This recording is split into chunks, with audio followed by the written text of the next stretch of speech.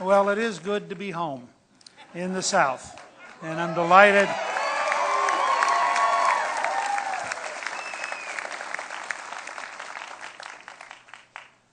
And we have real ties here because my younger daughter went to Presbyterian, and her husband's grandfather was the state dairyman. Her father-in-law was Strom Thurmond's first chief of staff in the U.S. Senate. And Jimmy Cushman has many, many fond ties and relatives across the state, so we're thrilled to be here. I want to do something a little bit different for a second. This is a little bit like in church. I want to ask if all of the young people who are here would like to come up for a second. Come on up. Come on. Everybody, all the young people.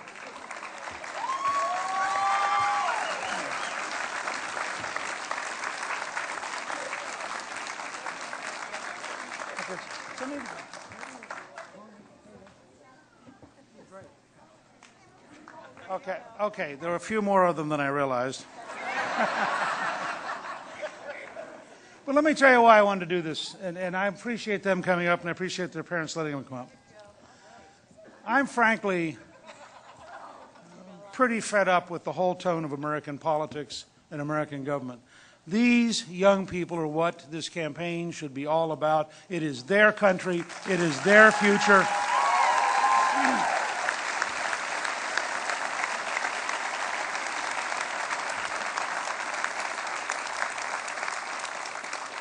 Okay, I'll concede the baby in your arms is too young to come up. When I come here for re-election, you can bring the baby up, okay?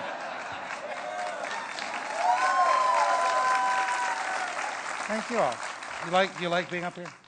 You want to stay up here? Is this okay to be up here? Okay. All right. Some of them are very shy and some of them aren't very shy. But let me tell you why I wanted to do this for a minute. And if you guys do get bored, you can go back, but you can stay here. Oh, thank you. Can I look at it? This is very important. What's your dog's name?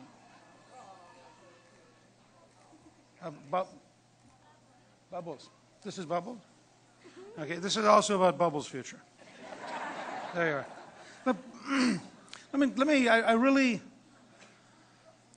have been trying for the last month and a half to figure out how to communicate clearly what is at stake. I think this is the most important election in our lifetime.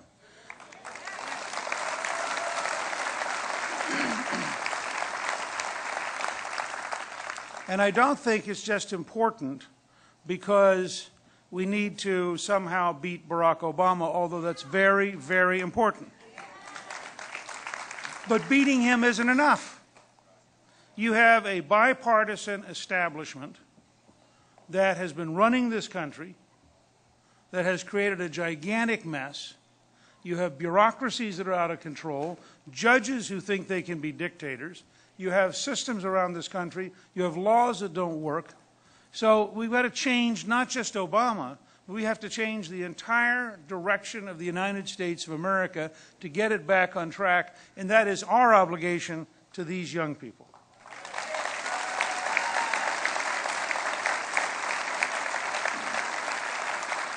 So I've been at this since my dad was stationed in the Army in Orléans, France in 1958. So I spent 53 years trying to understand what we need. And I'm going to share that with you. You all can go back to your parents now. But thank you for coming up. You and Bubbles can go back too. Thank you all very much. Okay.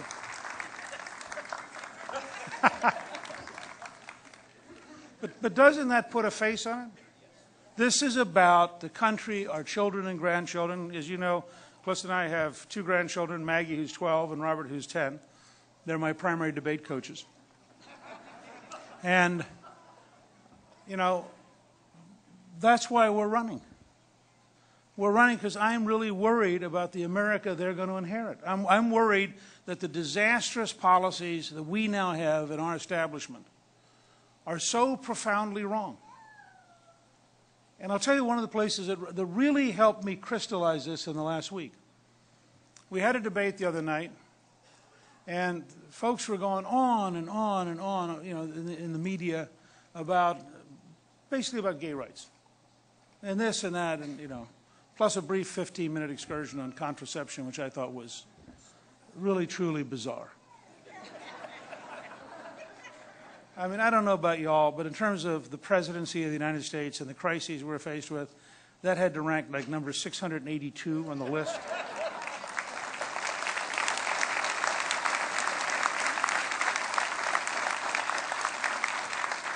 So after I listened to all this baloney for a while, I just broke in and said, look, the challenge we have is anti-Christian bigotry that has forced the Catholic Church to close its adoption service in Massachusetts because it actually wanted to follow the tenets of Christianity. And you look all around this country, and you see again and again, whether it's a judge knocking down a cross, whether it is Judge Barry in San Antonio, who on June 1st said, not only can students not pray, but if they use the word God, if they use the word benediction, if they use the word invocation, if they ask the audience to stand, if they ask for a moment of silence, I will put the superintendent of school in jail.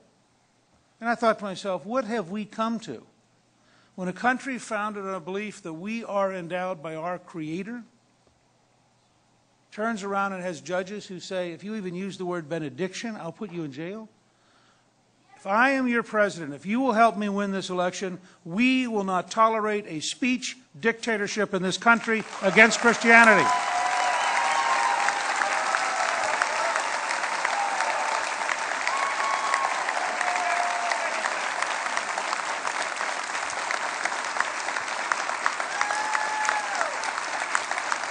Now, so let's be clear.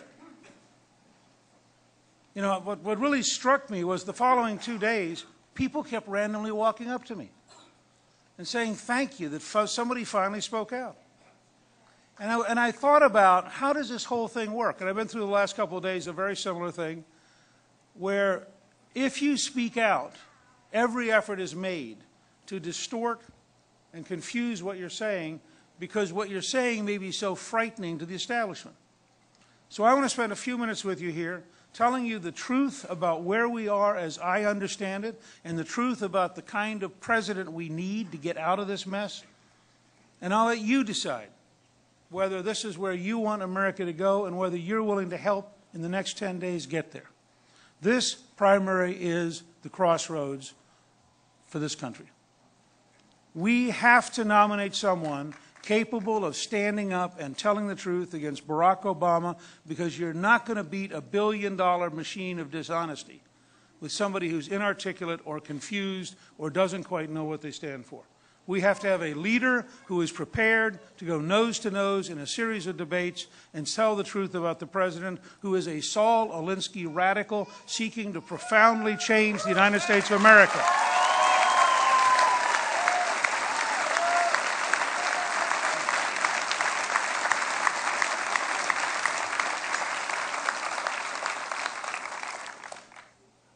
I am prepared to challenge the president to 7 3-hour debates in the Lincoln Douglas tradition with a timekeeper but no moderator.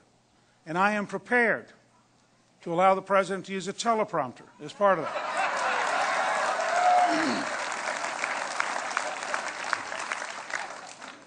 And I'll tell you the truth. I believe I can tell the truth better without a teleprompter than he can fake it with a teleprompter.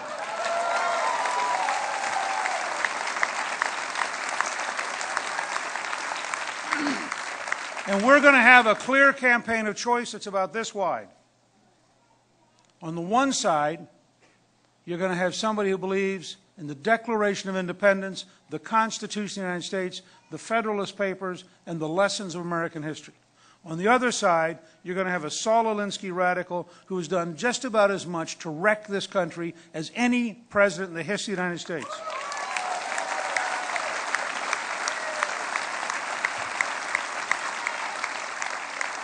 And I am prepared to follow him every day by 4 hours wherever he goes and answer his speeches every single day until he agrees to the debates, because he ain't going to be able to run, he ain't going to be able to hide, and the $1 billion isn't going to cover up how bad his campaign is.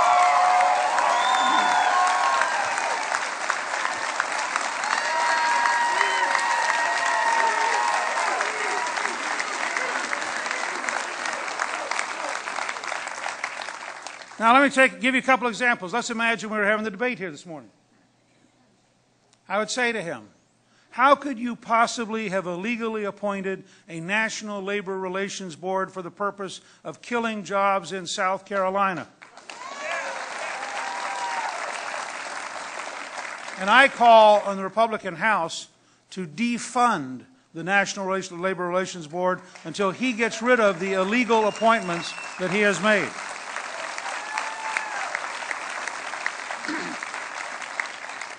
I will also tell you, the very first day I am president, I will instruct the Attorney General to drop the lawsuit against South Carolina and every other state on the issue of immigration.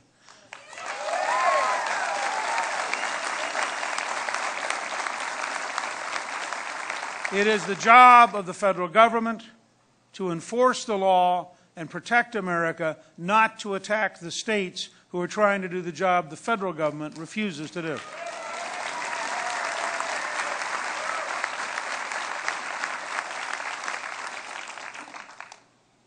Let me also say, on the very first day, I will instruct the Attorney General to drop any lawsuit about voter identification.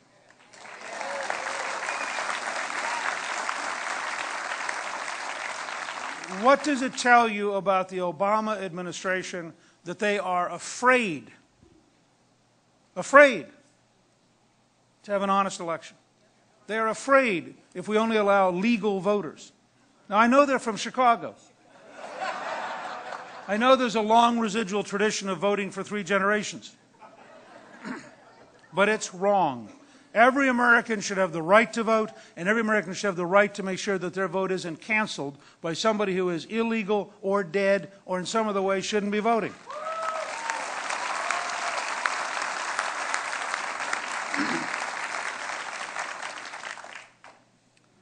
We are faced with huge choices. And I believe the American people have the right to know about the last 3 or 4 years. And I'm amazed how we've gone through this total mess. And the establishment in Washington, New York just keeps trying to cover it up. The Federal Reserve has poured trillions of dollars out with no supervision, no accountability, no reports. You and I, the people who have provided the money, have no idea who got it and who didn't, why they got it, why they didn't.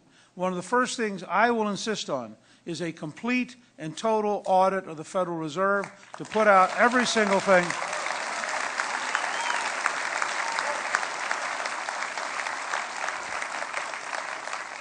And I want them to publish every decision document for 2008, 2009, and 2010.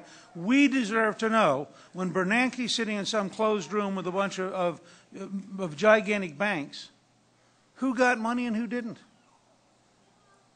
I mean, the scale of potential corruption when you have trillions of dollars. And let me say, this is bipartisan. The initial wave of money came out under the Bush administration when you had a Goldman Sachs Secretary of the Treasury and a Goldman Sachs Chief of Staff and a Goldman Sachs Deputy in charge of the bailout. And oh, by the way, when AIG got lots of money, $13 billion of it happened to go to Goldman Sachs. Now, I don't know about you. I think $13 billion is a lot of money. And I'd like to know, how did they make the decision? They didn't bail out a small bank in South Carolina. They didn't bail out all the folks whose homes were in trouble. They didn't take care of anybody who had a mortgage problem. But boy, if you were big enough, they couldn't add enough zeros to the check. And I just think nobody's had the courage to talk about this because it infuriates the establishment. And I want to make something clear because this has been going on for the last 3 days. Criticizing specific actions in specific places is not being anti-free enterprise. And crony capitalism, where people pay each other off at the expense of the rest of the country, is not free enterprise. And raising questions about that is not wrong.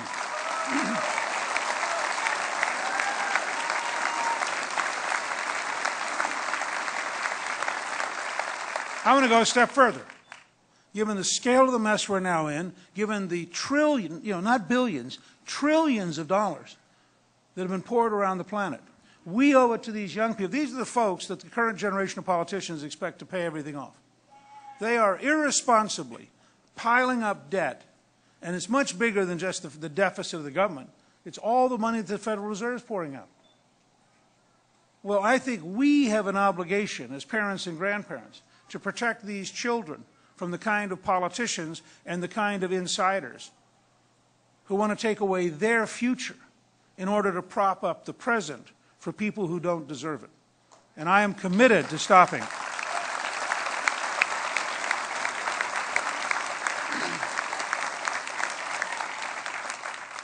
Let me say a couple other things that I think need to be said that don't make the establishment very happy. We can get to a balanced budget pretty darn fast if we have courage. I was in New Hampshire, and Speaker O'Brien adopted a remarkable procedure I recommend to every state and to the federal government. He actually had the Ways and Means Committee report first.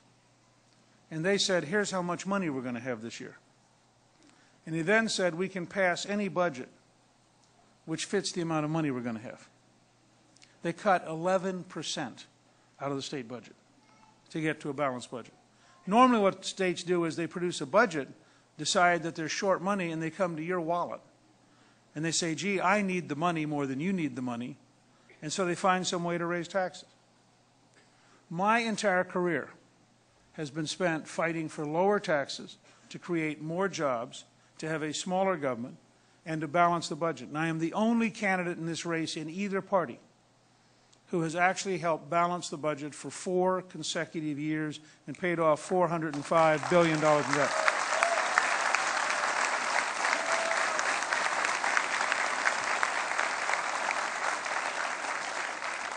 And I believe, with your help, that we can get Washington back in balance within 4 or 5 years. We can get economic growth explosive. I believe the economy is going to start growing late on election night when it's clear that Obama is going home. Now,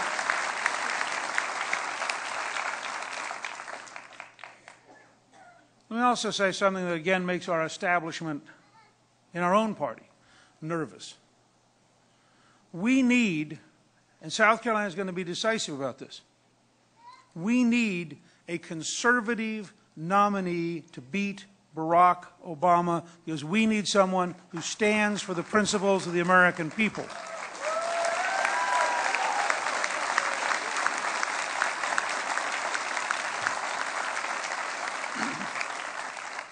Ronald Reagan said it best at the very depths of the Republican Party's collapse after Watergate, at the very first CPAC meeting, or I guess the second CPAC session ever held, when he said, we need bold colors, not pale pastels.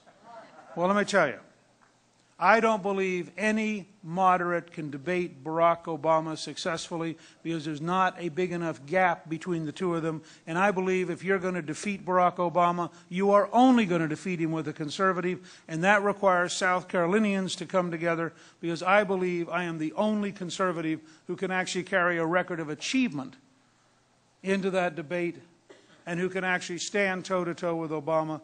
But I do not believe that we can defeat Obama if we have somebody who's either inarticulate, moderate, or has no record of achievement. I mean, look, if you're going to compete with a president who's happy to say anything, you had better have a factual basis around which to debate him, because, you know, Lincoln once said, if a man won't agree that 2 + 2 = 4, you'll never win the argument, because facts make no difference. Now, I don't actually expect Obama to agree that 2 + 2 = 4. But I expect the American people to watch the debate and figure out that 2 + 2 = 4. And I think the more we debate, the clearer it gets, the bigger our margin's going to be, so we can win the House, the Senate, and the White House, and have a wave of change in Washington.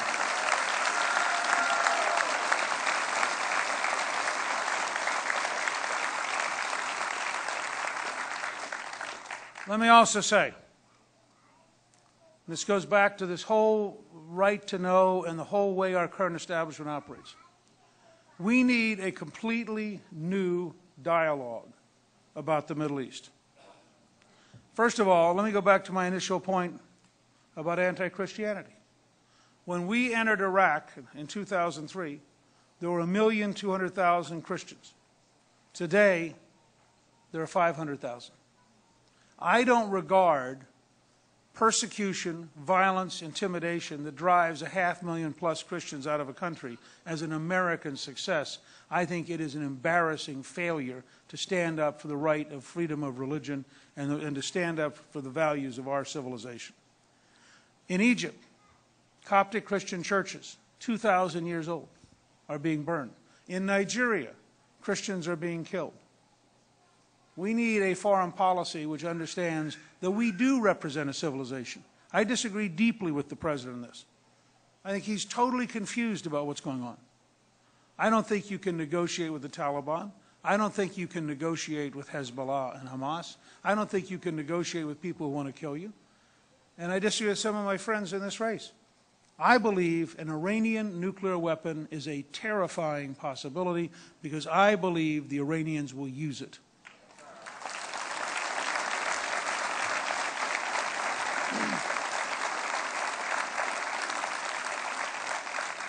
You know, when a radical Islamist, to use a term that this administration has outlawed, they won't even tell us the truth about who's trying to kill us. They can't even use the words. When a radical Islamist puts on a bomb, walks into a grocery store or a mall or gets on a bus and blows himself up for the purpose of killing us, why would anyone think they would have anything but joy at being able to put on a nuclear bomb to kill many of us? And if you remember how you felt on 9/11 when we lost 3,100 people to an attack by terrorists in our own soil, on our own country, imagine the impact of losing a city. This isn't scare talk. This is objective, practical reality. The time to stop this kind of threat is before it gets a nuclear weapon, not after it uses a nuclear weapon, and that requires a great national debate. We, the people, have got to decide, are we prepared to defend ourselves and defend our cities, and are we prepared to render judgment? And it is a judgment. It's a judgment that says, you know, the Iranian leadership as it is today is a threat to our very survival, and therefore we want to use exactly the techniques that Ronald Reagan, Margaret Thatcher, and Pope John Paul II used. They spent 8 years defeating the Soviet Empire without a major war. We should replace the Iranian dictatorship with people willing to live in peace with us, and we should never tolerate the Iranian dictatorship getting a nuclear weapon, period.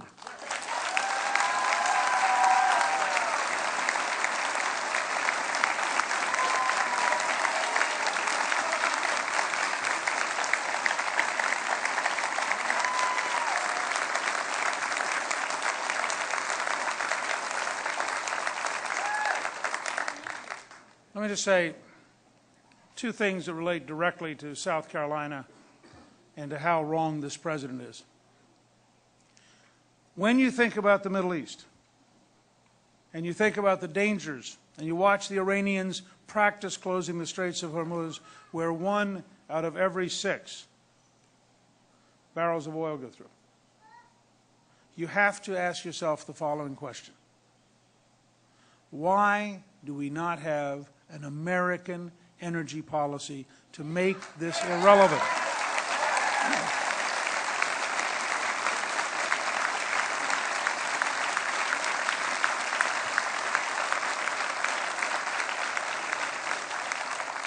When I debate President Obama, I'm going to say to him directly, how could you stop the development of natural gas off of South Carolina, killing jobs in South Carolina, while you go to Brazil to tell the Brazilians how proud you are that they're developing oil and gas offshore, and how glad you are that we loaned $2 billion to cover purchasing equipment from a company owned by George Soros?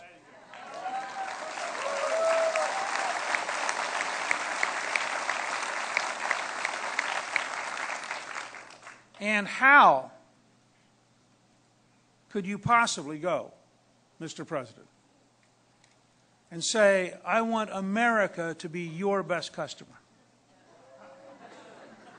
You know, Obamanomics is to borrow from the Chinese to pay the Brazilians. It doesn't work.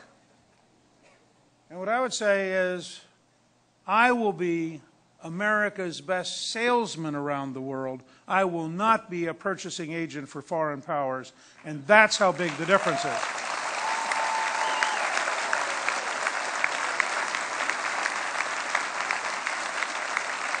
Now, let me explain why this is so central to South Carolina. You have at least $29 billion of natural gas offshore. If we did it right, we could be developing that natural gas, which would be worth, the average job offshore in Louisiana is $80,000 a year. So you'd be developing an entire industry offshore. You can put it far enough offshore, it doesn't affect tourism at all. And as you develop it, you get good jobs. But also, if we agreed to a split in the royalties, the new energy could then pay for modernizing the port of Charleston so we could accept the ships that are going to come through the Panama Canal in 2014.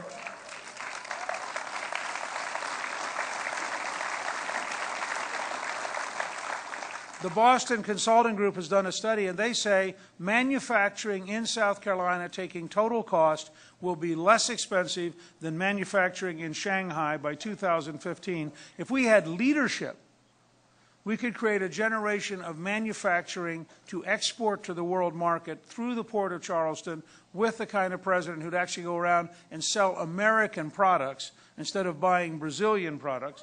And you would then have jobs in South Carolina, not jobs in Brazil, and you'd have people happy because America only works when Americans are working.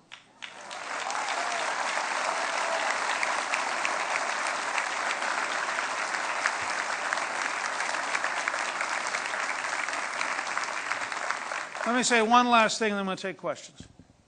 But I really wanted to talk from the heart, and I wanted to talk on behalf of these young people. There is enormous pressure in the establishment, in both parties, to not bring up things.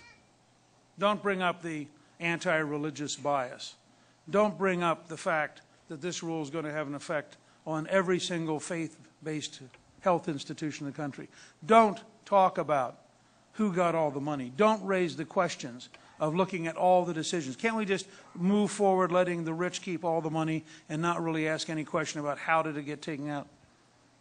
I want you to know that I am running precisely because as an Army brat from a middle-class family who taught in a college, I think middle-class, tax-paying, working Americans deserve to have a government that is honest, a government that tells them the truth, and I believe you have the right to know, and you have the right to speak out, and I am prepared to stand up to every level of pressure. And I think, frankly, if you're going to have a free enterprise system, it can't have crony capitalism. If you're going to have a free enterprise system, it can't have secret deals in Washington. If you're going to have crony capitalism, it can't destroy small banks in South Carolina on behalf of giant banks in New York and then turn and say, oh gosh, I don't know what happened. Gee, that's unfortunate.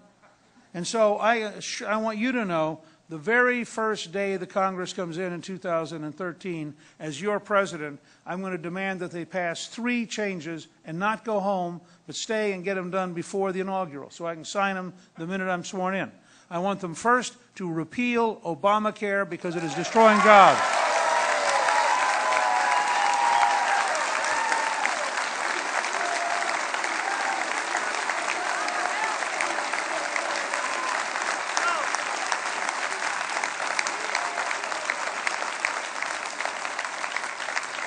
I want them second to repeal the Dodd-Frank bill, which is killing small banks,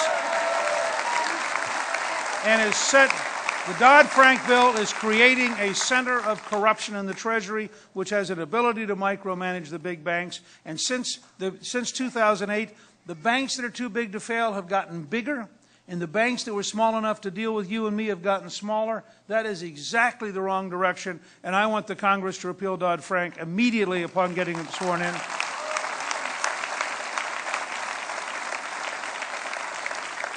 And finally, I want them in early January to repeal Sarbanes-Oxley, which is a paperwork bill that cripples business and produces no new information.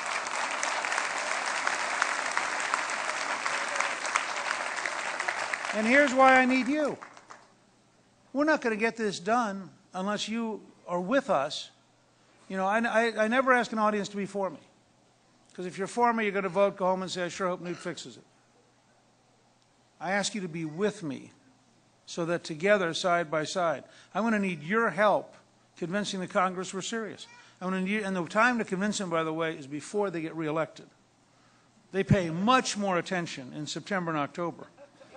They make many more commitments when they want your vote. And so we need to run a campaign that isn't just the presidential campaign. This is a campaign to take on the establishment in both parties. This is a campaign to say we are ready to truly, fundamentally change Washington, and it's going to require the courage and the discipline and the commitment of the American people, not just the president, the American people. But if you will help, I will insist on the truth. I want a free enterprise system that is honest. I want a free enterprise system that's accountable. I want a free enterprise system that is fair to everyone and gives everyone an equal opportunity to pursue happiness. And I think it's central to our future to reestablish the work ethic and to have people understand that together we can create a dramatically more prosperous future.